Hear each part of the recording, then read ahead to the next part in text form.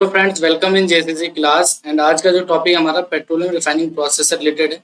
इसमें हम जनरली क्या देखेंगे, जो क्रूड ऑयल है हमारे पास, ठीक है, क्रूड ऑयल किस तरीके से हमारा वेरियस ट्रीटमेंट से होके हमारे पास फाइनल प्रोडक्ट में हमें मिलता है। ठीक है, इसमें हम डिस्कस करेंगे डिफरेंट पॉइंट्स को जो यहाँ पे हम देखने वाले हैं। किस तरीके से कोई भी क्रूड ऑयल जो कच्चा तेल हम कहते हैं वो फाइनल प्रोडक्ट जैसे गैसोलीन, पेट्रोल, इसमें कैसे चेंज होता है, हमारा एज ए यूजफुल प्रोडक्ट कैसे बनता है। तो petroleum refining process of working में सबसे जो पहले हमने देखा था कि जो भी हमारे पास कोई क्रूड ऑयल है वो हम क्या करते हैं, दो तरीके से हमारे पास आता है, ऑन सोर या ऑफ सोर। ठीक है, हमने ये वर्ड सुना हुआ ऑन सोर ऑफ सोर। ठीक है, सपोज जो हमारा ऑन सोर होता है वो हमारे सी के लिए बता रहे हैं, ओशन के लिए जहां से हम ओशन से ऑप्टिंग करते हैं। ऑफ सोर हमारा लैंड के लिए होता है जहां से हम कहीं लैंड से एक्वायर करते हैं। सपोज जो हमारे पास पेट्रोलियम जो ऑप्टेन कर रहे हैं, क्रूड ऑयल जो हमारे पास ऑप्टेन होता है कहीं ना कहीं हमारे पास जहाँ पे प्राप्त हो रहा है, जो ओशन से मिल रहा है या लैंड से मिल रहा है, वो ऑनशोर और ऑफशोर में हमारा कैटेगराइज होता है। उसके बाद जो हमारे पास क्रूड ऑयल ऑप्टेन होता है, सपोज मैंने आपसे कहा जो क्रूड ऑयल है हमारे पास, क्रूड ऑयल हमें मिल गया, ठीक है, उसके साथ कुछ डिजोल्व गैसेस भी होती हैं। ठीक है, कुछ डिजोल्व गैसेस हमारे हमेशा उसके साथ रहती हैं। सबसे पहले उसको सेपरेट किया जाता है, इस टर्म में उसको स्टेबलाइज किया जाता है। ठीक है, स्टेबलाइज का क्या मतलब है, तो remove the dissolve gases from the crude oil is called the stabilization. जहां पे स्टेबलाइजेशन प्रोसेस का यूज किया जाता है और क्रूड ऑयल को फ्री किया जाता है हमारे डिजोल्व गैसेस से। इसके बाद जो प्रोसेस आता है नेक्स्ट, वो हमारा होता है डिसाल्टर। डिसाल्टर में क्या होता है, रिमूव करते हैं, क्या सॉल्ट्स को रिमूव करते हैं, वाटर एंड अदर इम्प्योरिटीज को यहाँ से रिमूव किया जाता है। इसलिए रिमूव करते हैं ये चीजें हम, ये रिमूव करते हैं हम प्रिवेंट करने के लिए कोरोजन, कोरोजन को प्रिवेंट करते हैं और फॉलिंग को प्रिवेंट करते हैं। डाउन स्ट्रीम इक्विपमेंट में कोई भी हमारा हीट एक्सचेंजर हो गया या कॉलम है, उसकी प्लेटें हैं, या कोई भी सपोज हीट एक्सचेंजर का ट्यूब है, उसमें फॉलिंग कोरोजन को अवॉइड करने के लिए हम सॉल्ट, वाटर एंड इम्प्योरिटीज को क्या करते हैं, अवॉइड करते हैं हमारा कि वो पास ना करे। इसलिए हम क्या ऑपरेशन करते हैं, डिसॉल्टर का यूज करते हैं। ठीक है, क्रूड ऑयल क्या होता है, जब mix with the water, generally अगर आप देखो क्रूड ऑयल क्या होता है, मिक्स होता है वाटर के साथ, एंड केमिकल डिमल्सिफायर का यूज करते हैं इन द डिसॉल्टर। डिसॉल्टर प्रोसेस में क्या है, डिमल्सिफायर, डीएमएलसीफायर क्या होता है, एक हमारा एजेंट होता है जो क्या करता है, सॉल्ट को रिमूव करता है, उसके साथ एक मिक्सचर बनाता है। ठीक है, इमल्शन क्रिएट करता है, और by the using of electrical field, electrical field का यूज करके हम उसको क्या करते हैं, सेपरेट करते हैं। ठीक है, द वाटर एंड सॉल्ट, ठीक है, वाटर एंड सॉल्ट के रूप में हम उसको अलग अलग कर लेते हैं। ठीक है, इससे हमारा क्या होता है, क्लीन ऑयल जो होता है वहां से सेपरेट आउट हो जाता है। ठीक है, इसके बाद हम नेक्स्ट जो ऑपरेशन यूज करते हैं, एटमॉस्फेरिक डिस्टिलेशन की बात कर रहे हैं। यहाँ पे हम डिस्टिलेशन जानते हैं कि किसी भी लिक्विड मिक्सचर को सेपरेट करने के लिए हम डिस्टिलेशन का यूज करते हैं। किसकी बेसिस पे अलग करता है, रिलेटिव वॉलेटिलिटी के बेसिस पे करता है। रिलेटिव वॉलेटिलिटी या वेपर प्रेशर के डिफरेंस पे वो हमारा क्या करता है, उसको सेपरेट करता है कंपोनेंट को। ठीक है, इसके बाद अगर आप देखें कि सेपरेट हमारा क्रूड ऑयल कर रहा है, इसका यहाँ पे जो उसका ऑपरेशन होता है ना, यहाँ पे क्रूड ऑयल हीटेड इनिशियली क्या है, फर्नेस में हीट करी जाती है 350 to 400 degree Celsius. The heated oil enter the distillation column, जहां हम डिस्टिलेशन कॉलम की बात कर रहे हैं, एंटर करेगा, where it is separated to different fraction. Fraction मतलब होता है कि अलग अलग जो उसमें कंपोनेंट है वो अलग अलग अपने बॉइलिंग पॉइंट के आधार पर अलग अलग फ्रैक्शन में हमारे सेपरेट हो जाते हैं। ठीक है, जैसे कि फ्रैक्शन क्या है, like gasoline rise to the top of the column while heavier fraction like the diesel and atmospheric residue are collected at the various point along the column। मतलब सपोज अगर मैं आपको यहाँ बताना चाहूँ, ये हमारे पास डिस्टिलेशन कॉलम है, अगर जो लाइटर प्रोडक्ट होगा वो तो हमें इजीली टॉप साइड ऑप्टेन होगा, बट जो हैवियर मतलब जिसकी हैवियर प्रोडक्ट जो होगा वो हमारा क्या बॉटम साइड ऑप्टेन होगा। जैसे गैसोलीन हमें ऊपर साइड मिला, तो जो बॉटम फ्रैक्शन में जो हमें मिलेगा वो डीजल और एटमॉस्फेरिक रेजिड्यू की बात यहाँ पे ये कर रहा है। ठीक है, ये हमारे एटमॉस्फेयर, इससे पहले जस्ट अगर आप देखो यहाँ फर्नेस की बात करिए, फर्नेस में क्या करते हैं, क्रूड ऑयल हम क्या यहाँ पे इंट्रोड्यूस करते हैं, और इसका टेम्परेचर जो है 300 टू 450 डिग्री सेल्सियस तक रेज करके डिस्टिलेशन कॉलम में हम यहाँ पे इंट्रोड्यूस करते हैं, वहां पे हमारा सेपरेशन होता है मिक्सचर का। ठीक है, इसके बाद हम देखते हैं नेक्स्ट वैक्यूम डिस्टिलेशन की बात कर रहा है। वैक्यूम डिस्टिलेशन में क्या होता है, जनरली अगर आप देखो जो प्रोडक्ट हमारे एटमॉस्फेरिक डिस्टिलेशन में जो ट्रीट नहीं हो पाए हैं उसको फर्दर हम आगे क्या ट्रीट करते हैं, वैक्यूम डिस्टिलेशन पे, देन हायर टेम्परेचर और लोअर द प्रेशर। ठीक है, इस कॉलम में हम क्या करेंगे, प्रेशर को लो साइड रखेंगे और टेम्परेचर को बढ़ा के रखेंगे। ठीक है, जिससे क्या होगा, इजिली हमारा प्रोडक्ट सेपरेट हो जाएगा। यहाँ पे क्या होता है, थर्मल डिकम्पोजिशन के चांसेस होते हैं इससे कुछ प्रोडक्ट का, कि वो ब्रेक ना हो जाए, इस वजह से हम वैक्यूम में इसको ट्रीट करते हैं हायर टेम्परेचर। ठीक है, इसका प्रोसेस आप देखोगे कि heavier residue from the atmospheric distillation, extract the additional lighter product and reduce the residue. Residue मतलब जो वेस्ट होता है हमारा, जो बॉटम प्रोडक्ट है उसको हम क्या करेंगे, कम करेंगे। The residue from the ADU is heated under the vacuum which lower the boiling point of the component. This allow for the separation of heavy fractions like a vacuum gas oil at a lower temperature. ठीक है, ये lower temperature की बात कर रहे हैं। ठीक है, which can be the further process be और यूज। इसके बाद जो हम देखते हैं प्रोसेस क्या आता है हमारे पास, फ्लूइडाइज कैटालिटिक क्रैकिंग की बात करते हैं। यहाँ पे हमने क्रैकिंग को पढ़ा था पहले भी। जो हैवियर फ्रैक्शन होते हैं, देखिए एटमॉस्फेरिक के बाद हमारे पास जो रेजिड्यू बचा हमने वीडियो में ट्रीट किया, इसके बाद जो हैवियर फ्रैक्शन आता है वो हम क्रैकिंग के हेल्प से इसको ब्रेक करते हैं।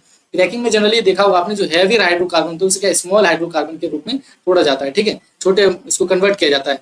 तो ये यहाँ पे जो हम फ्लूइडाइज्ड कैटालिटिक क्रैकिंग की बात करें, कई तरह की हमारे पास क्रैकिंग होती है। थर्मल कैटालिटिक क्रैकिंग की हम बात करते हैं, उसमें से हमारा एक पार्ट हमारा फ्लूइडाइज्ड कैटालिटिक क्रैकिंग यूनिट होती है, जहां पे हम क्या करते हैं, कन्वर्ट करते हैं किसको, हैवियर फ्रैक्शन को।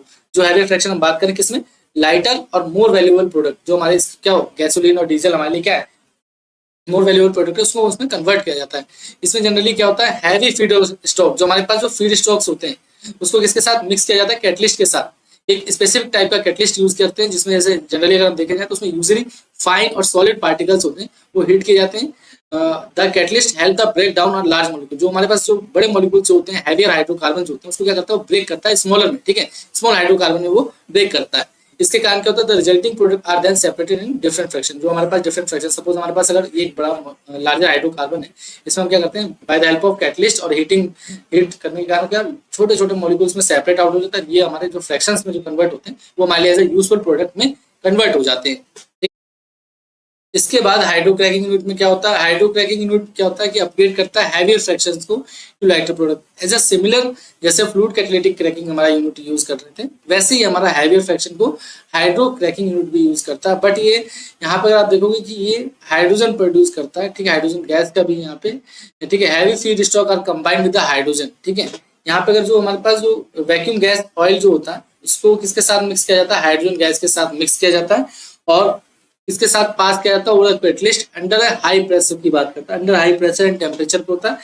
बट फ्लूइड कैटालिटिक क्रैकिंग में हमारा लो टेम्परेचर लो प्रेशर की बात करता है, but at a hydro cracking हमारा हाई प्रेशर एंड टेम्परेचर होता है। This process not only crack the large molecule but also saturate them with hydrogen. ये क्या कह रहा है कि ना तो हमारा क्या जो लार्ज मॉलिक्यूल उसको बस क्रैक करेगा, उसको सैचुरेट भी कर देगा विद हाइड्रोजन के साथ, ठीक है, improving the quality of resulting product, मतलब उसको higher quality of diesel and jet fuel हमारा यहाँ पे प्रोड्यूस करेगा। बट यहाँ पे अगर देखें आप, high quality of diesel and jet fuel तो प्रोड्यूस करेगा, बट इसके प्रोसेस में क्या दिक्कत रहती है, ये हमारे पास हाई प्रेशर और टेम्परेचर की बात करता है, जिसको मेंटेन करना हमारे लिए काफी ज्यादा टिपिकल हो जाता है, क्योंकि हाइड्रोक्रैकिंग में कई लीकेजेस या कहीं हाई टेम्परेचर पे जो इक्विपमेंट का डैमेजेस होता है वो काफी ज्यादा चांसेस बढ़ जाता है। इसको अवॉइड करने के लिए हम एज अ एफसीसी का ही ज्यादातर आप यूज देखोगे, बट बहुत जगहों पे हाइड्रोक्रैकिंग भी यूज की जाती है, ठीक है। इसके बाद रिफॉर्मिंग यूनिट में अगर आप देखोगे, convert low octane naphtha into high octane component. अगर यहाँ पे देखें हम, जो लो ऑक्टेन नैप्था होते हैं उसको हाई ऑक्टेन में कन्वर्ट करने के लिए हम किसका यूज करते हैं, रिफॉर्मिंग यूनिट का यूज करते हैं। और ये gasoline and produce hydrogen produce हमारा करता है, ठीक है।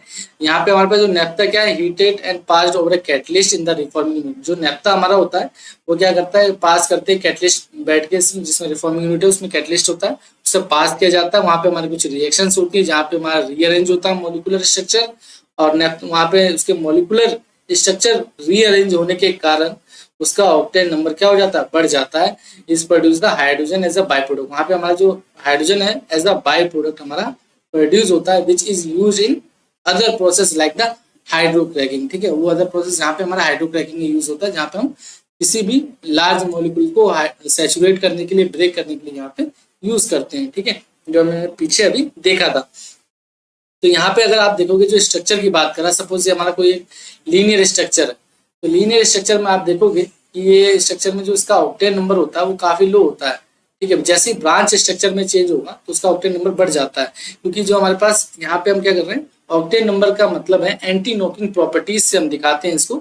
जो ऑक्टेन नंबर है हमारा क्या मतलब है, एंटी नॉकिंग, मतलब वो क्या करे, थोड़ा सा रेसिस्ट करे बर्न होने में, ठीक है। सपोज हमारा अगर कोई चीज यहाँ पे बर्न होगी तो वो क्या करेगी, अगर लीनियर होगी तो इजिली बर्न हो जाएगी, ठीक है। बट एज अ ब्रांचेस होने लगेंगी तो वो रेसिस्ट करती हैं बर्न को, और वहां पे हमारी एंटी नॉकिंग प्रॉपर्टीज को बढ़ाता है, और ये हमारा ऑक्टेन नंबर को डायरेक्टली रिलेट कर पाता है, ठीक है। इसके बाद अल्काइलेशन यूनिट में क्या होता है, ये प्रोड्यूस करता है हमारा high octane component for the gasoline by combining smaller molecule. जो हमारे पास कुछ स्मॉलर मॉलिक्यूल्स रह जाते हैं उनको कंबाइन करने के लिए हमारे पास अल्काइलेशन यूनिट का यूज करते हैं, जहाँ पे वो क्या प्रोड्यूस करता है, हाई ऑक्टेन गैसोलीन हमारे पास प्रोड्यूस करता है by the combining of smaller molecule. अभी तक हम क्या कर रहे थे, बड़े मॉलिक्यूल को ब्रेक करके हम छोटे मॉलिक्यूल को ऑब्टेन कर रहे थे, बट यहाँ पे स्मॉलर मॉलिक्यूल को क्या कर रहे हैं, कंबाइन कर रहे हैं और गैसोलीन प्रोड्यूस कर रहे हैं। ठीक है, लाइट हाइड्रोकार्बन लाइक, कैसे हमारे पास प्रोपेन और ब्यूटेन्स की बात कर रहा है। ठीक है, are reacted with the olefins, olefin के साथ रिएक्ट करवाते हैं लाइक एथाइलिन जो है in the presence of strong acid catalyst. Alkylation process में हमारा जो कैटलिस्ट इन्वॉल्व करता है वो एज एसिड कैटलिस्ट होता है जो स्ट्रॉन्ग, जैसे हम फॉस्फोरिक या सल्फ्यूरिक की बात करते हैं। द रिएक्शन प्रोड्यूस द अल्काइलेट, जो रिएक्शन जो होगी वो हमारा क्या प्रोड्यूस करता है, अल्काइलेट्स प्रोड्यूस करता है। ठीक है, अल्काइलेट्स प्रोड्यूस करेगा which is are high octane component used to enhance gasoline quality. यहाँ पे क्या होता है, हाई ऑक्टेन कंपोनेंट हम प्रोड्यूस करते हैं जो क्या करेगा, एनहांस करेगा इसकी गैसोलीन की क्वालिटीज को प्रोड्यूस करेगा। जैसे ही हमारा हाई ऑक्टेन होगा, सपोज हाई ऑक्टेन हमारा किसको रिलेट कर रहा है, हाई ऑक्टेन है तो वो एंटी नॉकिंग प्रॉपर्टीज को डिनोट कर रहा है। ठीक है, एंटी नॉकिंग प्रॉपर्टीज को हमारा रिलेट कर रहा है। एंटी नॉकिंग प्रॉपर्टीज हमारी ज्यादा होगी तो कहीं ना कहीं हमारा उसका ऑक्टेन नंबर भी ज्यादा होगा। ठीक है, इसके बाद हाइड्रो ट्रीटिंग यूनिट की बात करते हैं। हाइड्रो ट्रीटिंग यूनिट क्या है, एक टाइप का हमारा एक रिमूव करना, जैसे जो हमारी इम्प्यूरिटीज है उसको रिमूव करने के लिए फर्दर यूज किया जाता है। इसमें किस टाइप की इम्प्यूरिटीज को रिमूव किया जाता है, इसका पर्पज क्या रहता है, ये रिमूव करता है हमारा सल्फर नाइट्रोजन अदर इम्प्यूरिटीज को रिमूव करता है। ठीक है, जो भी हमारे सल्फर नाइट्रोजन और इम्प्यूरिटीज है उसको रिमूव करेगा एंड टू प्रोड्यूस द क्या करेगा, क्लीनर फ्यूल को प्रोड्यूस करने में हमारी हेल्प करता है। ठीक है, इसमें fuel stock is combined with hydrogen and passed over एक कैटलिस्ट, एक कैटलिस्ट पे हम पास करवाते हैं जहां पे ये जो इम्प्यूरिटीज है सल्फर नाइट्रोजन वो क्या करेगी, कैटलिस्ट से रिएक्ट कर जाएगी, वहां पे वो एब्जॉर्ब हो जाती है, एब्जॉर्ब हो जाएगी उस चीजों में और हमारा जो फीड स्टॉक है वो क्लीन हो जाता है। देखिए hydrogen react with the sulphur and the nitrogen compound converting them into nitrogen sulphide and ammonia. ठीक है, इसके बाद हाइड्रोट्रीटिंग यूनिट की बात करेंगे। हाइड्रोट्रीटिंग यूनिट किस लिए यूज किया जाता है, रिमूव किया जाता है, रिमूव करने के लिए, इम्प्यूरिटीज को रिमूव करने के लिए बेसिकली यूज किया जाता है। कौन से टाइप की इम्प्यूरिटीज रिमूव करते हैं हम, सल्फर नाइट्रोजन और बेसिकली अदर टाइप जो इम्प्यूरिटीज होती हैं हमारे फीड स्टॉक में, उसको हम रिमूव करने के लिए हाइड्रोट्रीटिंग यूनिट का यूज करते हैं। Feed stock is combined with hydrogen, ठीक है, hydrogen and passed over a catalyst. The hydrogen react with the sulphur, जो हाइड्रोजन होगा हमारा क्या करता है, रिएक्ट कर जाता है सल्फर के साथ और क्या प्रोड्यूस करेगा, हमारा hydrogen and nitrogen compound converting them into hydrogen sulphide and ammonia. ठीक है, अगर हमारा हाइड्रोजन अगर नाइट्रोजन के साइड रिएक्ट करेगा तो अमोनिया बनाएगा और अगर सल्फर के साइड रिएक्ट करेगा तो हाइड्रोजन सल्फाइड बना देता है, which are then remove. This is process help to produce the fuel that meet the environmental regulation. ये जो हमारा क्या है, इसको अवॉइड करने के लिए हम क्या करते हैं, सल्फर और नाइट्रोजन को रिमूव करते हैं। अगर सपोज हमारे पास हाइड्रोजन सल्फाइड रह जाएगा, वैसे हमारा कोरोजिव रहता है, अमोनिया हमारा क्या है, काफी ज्यादा वो गैसेस जो रहती है वो हमारा अनस्टेबल करती है सिस्टम को। इन सब चीजों को अवॉइड करने के लिए और एनवायरमेंटल रेगुलेशन को हम मीट करने के लिए हम इसको क्या करते हैं, हाइड्रोट्रीटिंग यूनिट में इसको ट्रीट किया जाता है। इसके बाद जो नेक्स्ट हम देखते हैं ब्लेंडिंग यूनिट की बात करते हैं। ब्लेंडिंग यूनिट, जो सपोज हमने कोई प्रोडक्ट बना लिया, आफ्टर दैट हम क्या कुछ स्पेसिफिकेशन मैच कराना चाहते हैं। ठीक है, स्पेसिफिकेशन क्या होता है, मतलब कोई हमारा डिजायर्ड स्पेसिफाइड है किसी भी प्रोडक्ट के लिए, तो हम क्या करते हैं, यहाँ पे मिक्सिंग करते हैं वेरियस रिफाइंड प्रोडक्ट को। ठीक है, रिफाइंड प्रोडक्ट जो होता है achieve the desired specification and quality. Operation में अगर देखें तो different fraction and product from a various unit, different fraction and product from the various unit are mix precise operation. Precise proportion में हम उसको मतलब एक निश्चित मात्रा में, सपोज 1:2 का अगर हमें मिलाना है तो वो एक प्रिसाइज प्रोपोर्शन में ही मिलाया जाता है। Specification for the end product like the gasoline, diesel और जेट फ्यूल, किसके लिए बेसिकली किया जाता है, गैसोलीन, डीजल और जेट फ्यूल के लिए किया जाता है। इसमें कुछ एडिटिव्स को भी हम इंक्लूड करते हैं। ठीक है, कुछ एडिटिव्स भी हम यहाँ पे डालते हैं जिसको क्या करें, एनहेंस करें परफॉर्मेंस और meet the regulatory requirement. Suppose कुछ ऐसे हमारे पास प्रोडक्ट होते हैं जो गम फॉर्मेशन करते हैं, इस तरीके से चीजें को देखने के लिए हम ऑक्टेन नंबर बढ़ाने के लिए कुछ कंपोनेंट ऐड करते हैं। तो ये सब चीजें हमारी ब्लेंडिंग यूनिट के में आती है। इसके बाद स्टोरेज और डिस्ट्रीब्यूशन हमारा लास्ट पार्ट होता है। इसमें अगर मेनली हम देखें तो हमारा क्या पर्पज होता है, स्टोर करना, रिफाइन करना किसी भी प्रोडक्ट को, store refine product and distribute them to consume और अदर फैसिलिटी। इसमें जनरली हम क्या करते हैं, जो भी हमारे पास हमने रिफाइन किया उसको प्रोडक्ट को स्टोर करेंगे और डिस्ट्रीब्यूट करेंगे कंज्यूमर और अदर फैसिलिटी जहां भी हमें इसको भेजना है। इसमें रिफाइंड प्रोडक्ट का स्टोरेज किसमें, टैंक में स्टोर किया जाता है and are the transported to the pipeline, ships और trucks to distribution point. These units ensure that the product are safely stored and efficiently delivered to the market. Basically इसका क्या काम है कि हमारा स्टोर करना और एफिशिएंटली कहीं भी जहाँ पे इसको हम भेजना चाहते हैं वो सेफली हमारा पहुंचे, ठीक है। Each of this unit play the crucial role in the transforming the crude oil. ये जितने भी यूनिट्स है ये क्या करता है, किसी भी क्रूड ऑयल को ट्रांसफॉर्म करने के लिए इनटू द वैल्यूएबल प्रोडक्ट। आप देखोगे यहाँ पे जो क्रूड ऑयल है उसको वैल्यूएबल प्रोडक्ट में चेंज करने के लिए क्रूशियल रोल हमारा प्ले करता है, while ensuring the efficiency and compliance with the environmental and safety standard। देखिए यहाँ पे एफिशिएंसी की भी बात को हम ध्यान रखते हैं, कितना हमारा एफिशिएंट प्रोसेस हो रहा है, और कंप्लायंस में देखते हैं कि कोई चीज़ जो एनवायरमेंटल और सेफ्टी स्टैंडर्ड का कोई चीज़ों को हमारा क्या कहते हैं उसको भी फॉलो कर रही है कि नहीं कर रही है, उसको भी हम ध्यान में यहाँ रखते हैं, ठीक है। इस तरीके से मेनली हमारा प्रोसेस होता है। इसका एक डायग्राम अगर आपको देखना हो तो यहाँ से देख सकते हैं। बेसिकली यहाँ पे फर्स्टली हमारा क्या क्रूड ऑयल है, ठीक है। इसके बाद हमारे पास डिसाल्टर ऑपरेशन दिखा था जहाँ पे हम सॉल्ट अदर टाइप्स के जो हमारी इम्प्योरिटीज थी उसको सेपरेट आउट करते थे। इसके बाद हम बेसिकली सबसे पहले एटमॉस्फेरिक डिस्टिलेशन की बात कर रहे थे जहाँ पे हम नॉर्मली जो क्रूड ऑयल को ट्रीट करते थे। उसके बाद जो उसका रेजिड्यू था हम वैक्यूम डिस्टिलेशन यूनिट में लेके जा रहे थे, ठीक है। वैक्यूम डिस्टिलेशन यूनिट के बाद हमने देखा था कि लाइट जहाँ पे देखेंगे जो उनके प्रोडक्ट थे, ठीक है, इनके प्रोडक्ट आप देखोगे कि लाइट प्रोडक्ट हमें यहाँ पे गैसोलीन मिल रहा था, ठीक है, और यहाँ पे हैवी प्रोडक्ट हमारे पास वैक्यूम गैस ऑयल, जहाँ वैक्यूम गैस ऑयल था हमारा ये हमारा हाइड्रो क्रैकिंग यूनिट में यूज हो रहा था। बट यहाँ पे जो हमारे पास जो एटमॉस्फेरिक रेजिड्यू या कह सकते हैं ये हमारा फ्लोराइज कैटालिटिक क्रैकिंग यूनिट में भी हम इसको यूज कर रहे थे एफसीसी में। इन दोनों के प्रोडक्ट हमारे क्या थे, गैसोलीन और डीजल की हम बात कर रहे थे, ठीक है। इसके बाद जो हमारे पास यूनिट थी यहाँ पे रिफॉर्मिंग यूनिट थी। रिफॉर्मिंग यूनिट में भी हम क्या हाई ऑक्टेन नंबर कर रहे थे, ठीक है। यहाँ पे बट बाई प्रोडक्ट हमें क्या मिल रहा था, हाइड्रोजन गैस हमें यहाँ पे प्रोड्यूस हो रही थी। अल्काइनेशन यूनिट में क्या कर रहे थे, स्मॉल जो हमारे हाइड्रोकार्बन थे उसको कंबाइन करके हाई ऑक्टेन में कन्वर्ट कर रहे थे गैसोलीन में, ठीक है। इसके बाद अगर आप देखोगे यहाँ पे जो हाई ऑक्टेन गैसोलीन और ये भी, बट यहाँ पे दोनों में डिफरेंस क्या था, ये चीजों क्या इसमें हमारा बाई प्रोडक्ट हमारा हाइड्रोजन प्रोड्यूस हो रहा था रिफॉर्मिंग, बट यहाँ पे क्या हमारा स्मॉलर हाइड्रोकार्बन को कंबाइन करके गैसोलीन प्रोडक्ट किया जा रहा था। इसके बाद हमारे पास ब्लेंडिंग यूनिट की बात करते हैं। जो भी हमारे पास प्रोडक्ट मिल रहे थे यहाँ पे मीट द डिजायर्ड स्पेसिफिकेशन, हम वहाँ पे एक फिक्स प्रोपोर्शन में इसको मिक्स कर रहे थे, ठीक है। बट इन द हाइड्रोट्रीटिंग यूनिट में जो भी कुछ हमारे पास इम्प्योरिटीज रह जा रही थी, सल्फर नाइट्रोजन, उसको हम रिमूव कर रहे थे, ठीक है, यहाँ पे। इसके बाद हमारे पास हाइड्रोट्रीटिंग में प्रोडक्ट जो देख रहे थे यहाँ पे क्लीन डीजल हमें यहाँ पे ऑब्टेन हो रहा था हाइड्रोट्रीटिंग के बाद। इसमें सल्फर नाइट्रोजन हम रिमूव करने के बाद हमें ये ऑब्टेन हो रहा था। इसके बाद हमारे पास फाइनल प्रोडक्ट के रूप में हमें क्या मिल रहा था, यहाँ पे ब्लेंडिंग यूनिट के बाद गैसोलीन, डीजल और जेट फ्यूल का हमें मिल रहा था। इन दोनों के बाद जो हमारे पास रहता है वो स्टोरेज एंड डिस्ट्रीब्यूशन का था। इन दोनों ही चीजों को हम स्टोर एंड डिस्ट्रीब्यूट करने के लिए यूज करते हैं, एंड देन ये हमारा मार्केट कंज्यूमर के लिए यूज होता है, ठीक है। ये बेसिकली हमारा किसी भी क्रूड ऑयल को बिल्कुल बेसिक ऑपरेशन से लेके हमारा जो फाइनल प्रोडक्ट हमें हमारा बन रहा था पेट्रोलियम प्रोसेस रिफाइनरी को हमने यहाँ पे डिस्कस करा। ये हमारा पूरा डिस्क्रिप्शन प्रोसेस है जिसमें हमने 1 by 1 चीजें यहाँ पे देखी थी। एंड आई होप आप सभी को चीजें समझ में आई होगी। And thank you so much video देखने के लिए आप सभी का।